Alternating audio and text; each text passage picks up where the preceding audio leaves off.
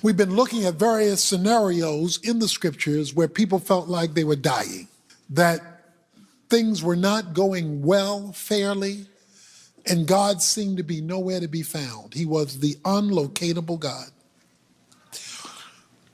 When God is silent, he is not still. When he's doing nothing, he's up to something. No place is this principle driven to our souls any more than the book of Job. The book of Job is the quintessential expression of suffering in the Bible. Nothing compares to it in terms of understanding the nature and the struggle of suffering and not being able to locate God in your pain. Job, I've never taught on the book of Job. I've talked a lot about Job, but a cursory reading of the book of Job, you will discover, you talk about knowing God, and I'm going to bring a principle out in a moment. There's no place where you can better understand God in terms of a suffering than the book of Job, because that is its context. We're introduced to Job as a righteous man. So Job is committed to God. We're not talking about a pagan. We're not talking about a man who doesn't care anything about God. We're talking about a man who was deeply committed to God. That's in the first chapter.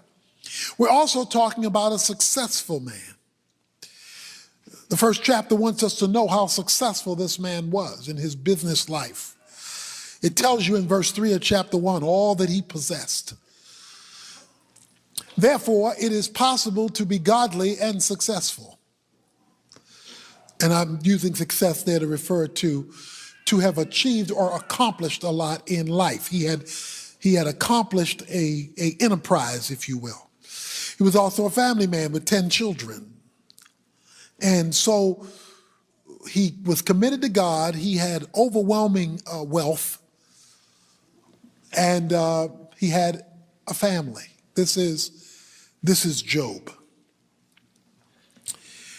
The problem occurs when something happens in heaven that Job is unaware of on earth. There is a meeting in heaven between God and the devil that Job doesn't know anything about. But the meeting is about Job. So Job is getting ready to suffer in history because of a discussion in eternity. Something's going on up there that he doesn't know a thing about, and in fact, will never know anything about it. When the book ends, he still doesn't know that this meeting took place between God and the devil, which was going to affect his situation on earth. The Lord, verse 7, says to Satan, "From where do you come?" Then Satan answers to the Lord and says, "From roaming about on the earth and walking around on it." So the devil tells God, "I've been hanging out on earth." The Lord said to Satan, "Well, in your travels, have you considered my servant Job? For there is no one like him on earth, a blameless and upright man, fearing God and turning away from evil." Then Satan says, "Does Job fear God for nothing?" What Satan says about Job is the only reason you're getting all of this love from Job is because of how much you blessed him. In other words, he's in it for the blessing. He's in it for the blessing. He's going to praise you because the money is coming in. He's going to praise you because his health is sound. He's going to praise you because his family's intact. He's going to praise you because everything is going so perfect in this man's life. Who wouldn't follow God? I believe he's following you, but not for nothing. He's following you for something. So an accusation is made. Satan is called in the Bible the accuser of the brethren. So he brings Job up. Now, this introduces a whole theology that our time will not allow us to get into. We've talked about it in detail some years ago on the angelic conflict or the battle between angels. Satan is an angel. Of course, he's the chief angel of the demons. His regiment are the demons. And the job of angels is to interact with earth from the spiritual realm. This room, we just had a discussion on our leadership meeting, is right now full of angels. There are angels encircling this room. Why? Because Hebrews 1:14 says believers have been assigned angels. So everybody in here has at least one angel who is responsible for you as a believer. He is responsible for you. There will be many things you will discover in eternity that could have happened that didn't happen, not because of you, but because of an angel. You thought it was luck or chance, or you woke up when you nodded off just in time and you didn't have the accident, when actually you were nudged, but you were touched by an angel. Angels are all over the place. The problem is that they're invisible beings. But being invisible doesn't mean they're not real. God is invisible, doesn't mean he's not real. It's another realm. It's a spiritual realm. Satan is an angel. He was called the archangel. The Bible says Satan is like a roaring lion seeking who he may devour, or let me use another word, whom he might dominate, who he might take control of, who he might run. God says Job is committed to me, and he's not committed to me just because I bless him. He's committed to me because he's committed to me. Satan challenges that and says, well, let me touch him. Let me take all the goodies away, and let's see how much he is committed to you. He says in verse 10, have you not made a hedge about him and his house and all that he has on every side? You have blessed the work of his hand and his possessions and have increased in land. But put forth your hand now and touch all that he has. He will surely curse you to your face. Because it's not about you. It's about the stuff. It's about the goodies. Then the Lord said to Satan, behold, all that he has is in your power. Only do not put forth your hand on him. So Satan departed from the presence of the Lord. Satan only got to touch Job by permission. So there's one thing you need to know about the devil, and that even as the devil, he's God's devil. In other words, when it comes to God's children, particularly, because that's what we're talking about now, Satan has to get permission to touch you. Particularly if you're upright in your pursuit of God, and your pursuit of God is authentic. He's challenging it. Now, there are all kinds of theological questions. Well, why didn't God just stop Satan? Why didn't he stop him with Adam and Eve in the garden? Okay? God will, for his own sovereign purposes, choose to demonstrate to the spiritual realm the commitment of those who are authentically his and who are committed to him. And, who God chooses, how God chooses, why God chooses, that's a mystery that I can't answer for specific situations. But Job is an illustration of that. So Satan is allowed to test Job, and Job is about to enter in, beginning in verse 13, the worst day of his life. His world will come crumbling down in a day. He is getting ready to go through something that is beyond human ability to grasp in terms of devastation, because he loses everything. Yeah, that just summarizes it. He loses his children, he loses his servants, he loses his business, he loses his wealth, he loses his health, he loses everything on a dime. And he loses everything on a dime because Satan was allowed to touch him, given permission to do so by God. And I know that's hard to grasp, and it's hard to accept, yet we can't rewrite the Bible to only the parts we like. We can't just skip the book of Job and pretend like it's not in the Bible. Then, verse 20, Job arose and tore his robe and shaved his head. That's a position of despair. He fell to the ground and worshiped. Now, if there's any day that you don't feel like going to church, that you don't feel like exalting and extolling God, is today. The question on the floor is, will you worship God when things are not going well for you? It's easy to worship God when it's all flowing. When the money's right, when the relationships are right, when the circumstances are right, when there is no pain, no problem. But Job says, God told Satan about Job, Job is not relating to me simply because of what I give him. Now, we would probably all say that. We would probably all say, well, you know, I love the Lord because I just love the Lord. And while I'm grateful for what he's given me, that's not why I love him. Well, how are we going to really know that? In other words, what's the proof of that? The proof of that is what you do when you don't have all of that. When it's a bad day, a disappointing day, when you didn't get the raise and you didn't get the promotion and you didn't get the opportunity and it didn't work out. You were praying and trusting God and all that, and it went opposite to what you were asking for. Do you still worship him? Do you still love him? And do you still exalt him?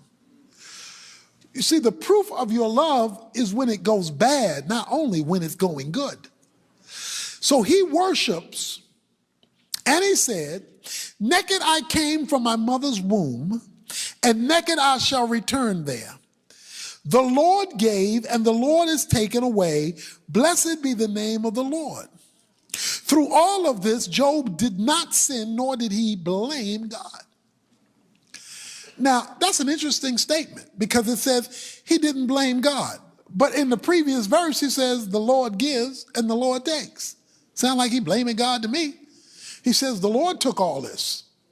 What he means by not blaming God is he did not do what Satan said he would do. And that is blame God in the sense of turning his back on God. But he recognized something that if you, me, us, we ever grab it, it will be the most transforming concept you will ever grab, although it is often a difficult concept to accept. And that is the sovereignty of God. The sovereignty of God simply says that nothing comes to you that doesn't come through his hand. And sometimes that's giving and sometimes that's taking. It's not always giving. Now we want that. Everybody wants their blessing. Everybody wants God to give, and God does give, and he gives plenty. He gave plenty to Job.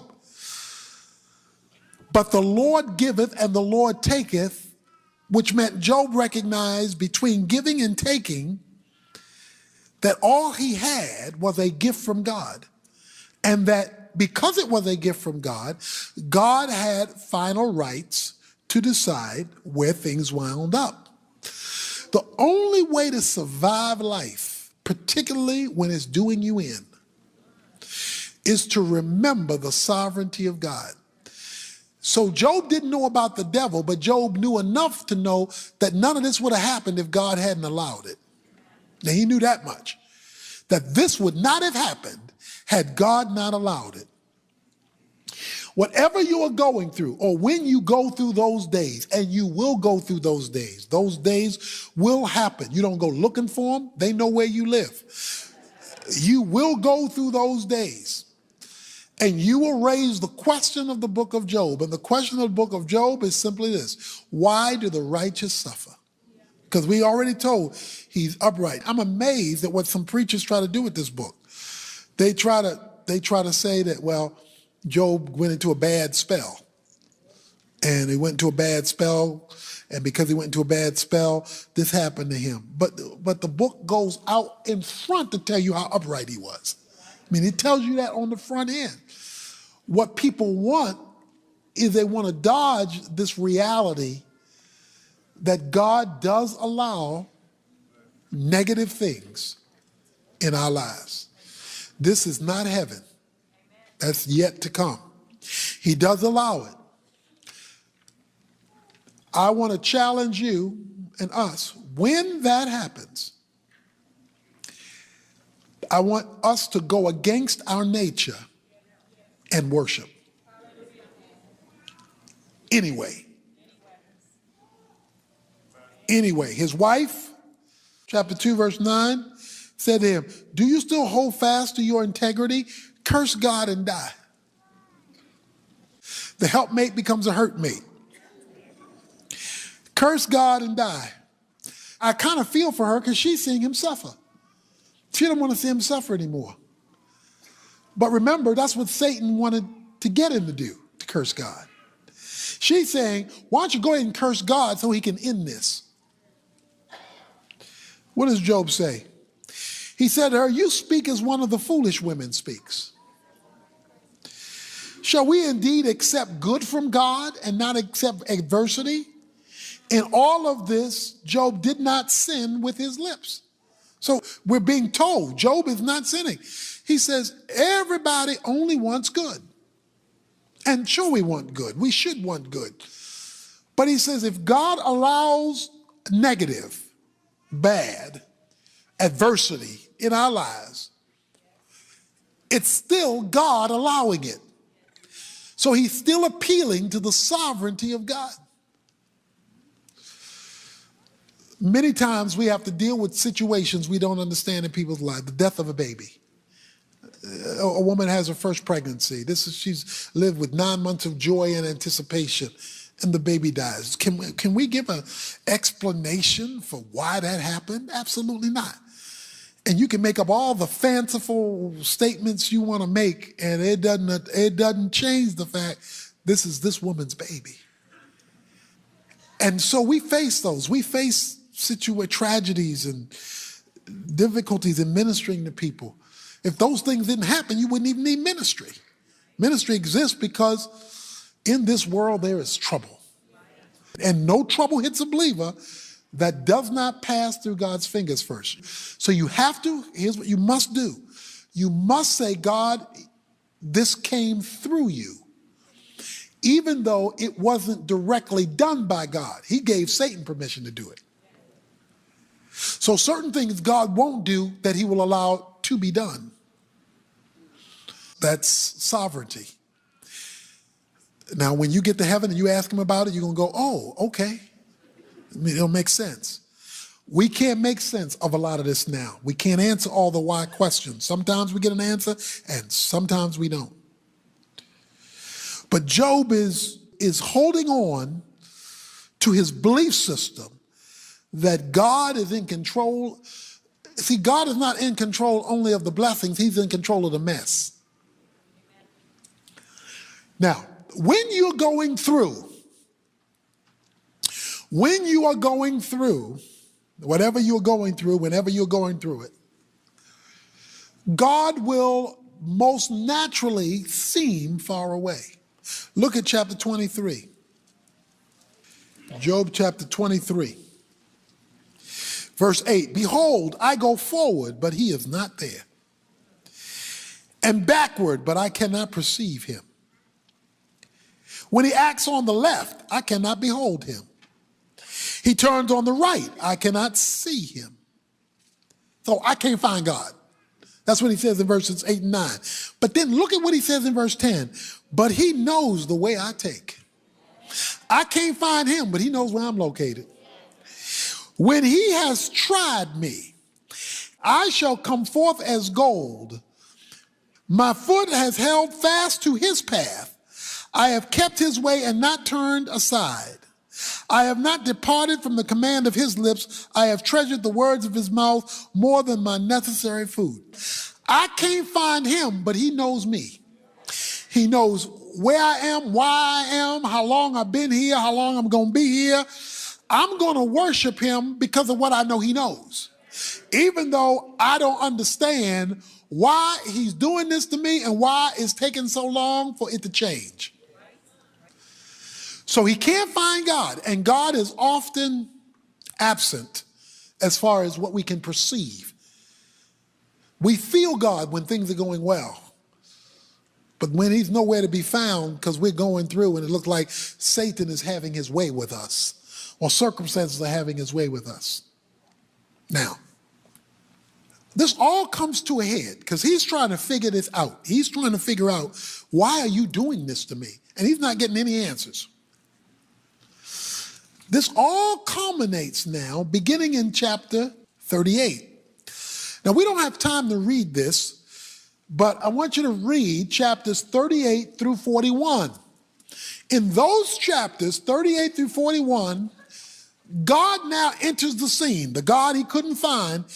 And verse 1 says, then the Lord answered Job out of the whirlwind.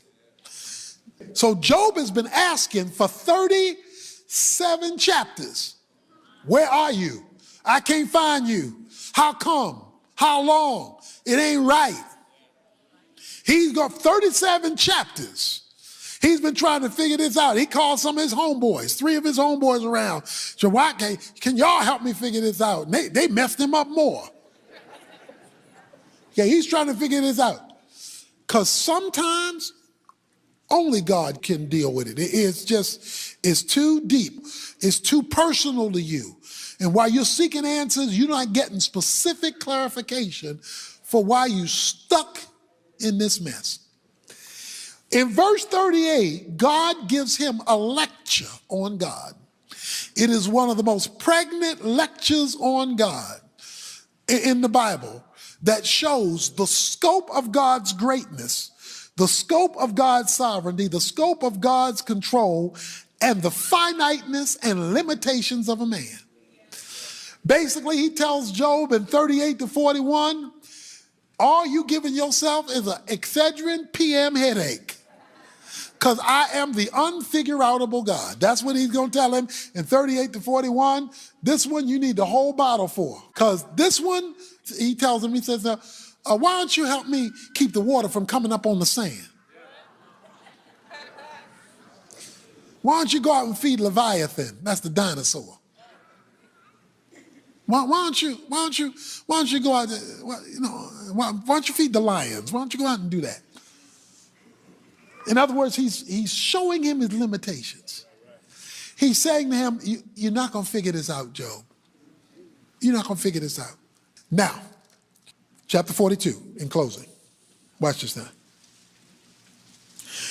Job, he gets his lecture from God through chapter 41.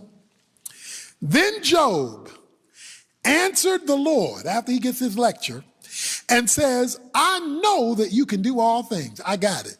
So you could have stopped this a long time ago. You could have changed this. You could have reversed this because you bad. I got it. And that no purpose of yours will be thwarted. So he's learning some theology here. I know you got this in control even though it feels out of control. Who is this that hides counsel without knowledge? What in the world have I gotten myself into with you? Therefore, I have declared that which I did not understand. I'm talking stuff I don't know nothing about. I don't know nothing about. Because when you start talking about God too long, you just illustrating ignorance. He said, I've been talking about stuff and don't even know what I'm talking about. He says, things too wonderful for me, which I did not know. I didn't know all of this until I went through this trouble. Okay, you find that? I didn't know all this about you till I went through this mess. It's going to get good here. He says, hear now, and I will speak. I will ask you, and you instruct me, because I've been telling you what to do. Okay, so I'm going to take a listening pose now. I have heard of you, oh, I love this verse, by the hearing of the ear. I went to Oak Cliff Bible Fellowship. I heard all those sermons by Evans. I listened to tapes. I read books. I heard about you with the hearing of the ear. But now my eyes see you. Therefore I will retract and I will repent in dust and ashes. He said, I thought I knew a little something about God until I got in this situation I couldn't fix. I'm in this situation I couldn't fix. You're nowhere to be found. And I think I know enough about God to explain my way out of this, and I couldn't. Then you show up and bust me. Chapter 38 through 41. You show up and put me in my little old place, and I discover I don't know nothing about you. You are beyond my comprehension. But what I know now is I have seen you with my eyes rather than just heard about you with my ears. Now, all this is driving to what I want to share with you right now. The main thing, the main reason why God allows us, even in our righteousness, to go through painful and sometimes prolonged situations is to give us a fresh vision of him that goes beyond what we heard and can recite and quote, the hearing of the ear. He wants to give you some eye candy. He wants to give you some sight of him that you would have not gotten in a normal, blessed life. What you want to look for when you're going through, and yet you want to get out, you pray to get out, sure, you want deliverance, nothing wrong with that. He spends many chapters asking for deliverance. But while you're waiting for whatever's going to do, God's going to do it, whenever he's going to do it, I want to challenge you to become a worshiper and to ask God to let you see him again for the first time. To let you have a view of him unlike you have ever had before. When you say, Lord, be real to me, one method he may use, it's not the only method he does use, but one method he may use is to allow circumstances to go south, to give you a fresh view of him. Now, everybody wants to get to the rest of the chapter. Verse 10, the Lord restored the fortunes of Job when he prayed for his friends, and the Lord increased all that Job had twofold. So God gave back to Job everything that he lost. Now we like that. But watch the pattern. He's righteous. He loses everything. He doesn't understand why, but he gets this fresh view of God. He responds to the fresh view of God, then he gets back the stuff. What we want is, I lost the stuff, give me back the stuff. I ain't into no fresh view of nothing. I just want, I want what the enemy has stolen from me. I want it back. I want the stuff. Well, he got the stuff, but only when he got the vision. Because the purpose of the pain was to give him a new view of God, unlike he had before. We saw that with Paul. I'm going to give you a thorn in the flesh, because in this thorn, this little thing that's irritating you to death, you're going to experience me at a level that you did not experience me before you had the thorn. So he says in chapter 13, verse 15, quoted earlier, though he slay me, why is God killing me? Though he slay me, I'm going to trust him that I'm going to see him in a way I have never, ever, ever, ever, never, never, never, ever seen him before. And when you respond to that, now we can talk about the stuff. Nothing wrong with getting the stuff. But what God is after is you getting him a fresh view of his glory.